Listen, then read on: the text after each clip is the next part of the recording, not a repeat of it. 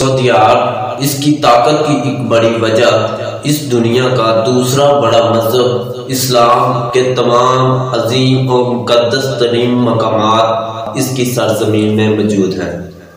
یہ بات تمام دنیا میں اسلام سے تعلق رکھنے والے لوگوں کے دلوں میں سعودی عرب کا ایک خاص مقام رکھتی ہے، اور سب سے زیادہ تیل کے ذخائر رکھنے والا ملک بھی سعودی عرب ہے۔ تیل کا سب سے بڑا ایکسپورٹر بھی سعودی عرب ہے۔ یہ تیل اس کی کمزوری بھی ہے اور اس کی طاقت بھی۔ اس کی طاقت اس وجہ سے کہ یہ ایک بڑا زیر مبادلہ تیل کی ایکسپورٹ سے کما رہا ہے، اور اس کی کمزوری اس طرح قدرتی وسائل کسی ملک کی مستقل ترقی کے ضامن نہیں ہوتے۔ مستقل ترقی عوام کی مثبت سوچ، لگن اور محنت سے جنم لیتی ہے۔ اگر دفاعی لحاظ سے دیکھا جائے تو دنیا کے 3 لاکھ فورسز رکھنے والا یہ ملک اسرائیل، مصر اور ایران کے ساتھ خطے کی 6ٹھی بڑی پاور ہے۔ سعودی عرب نے دنیا کی سب سے بڑی دفاعی ڈیل امریکہ سے کی ہے، اور اس ملک نے 3 ارب کی ڈیل روس سے بھی کر چکا ہے۔ اس کے باوجود اس کی فوج کو ایک ایکسپرٹ فوج نہیں مانا جاتا۔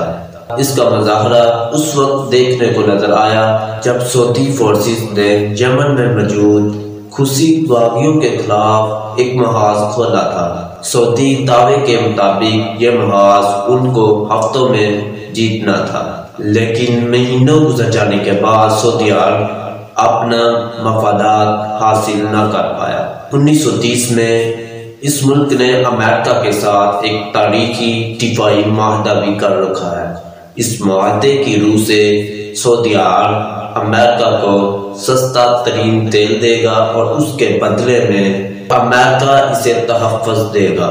سعودی عرب جس کی مضبوط معیشت کی وجہ اس کے تیل کے بڑے ذخائر ہیں، اور یہ ملک حاجیوں اور عمرہ زائرین کی مدد کر کے اپنی ذات کو برقرار رکھے ہوئے ہے۔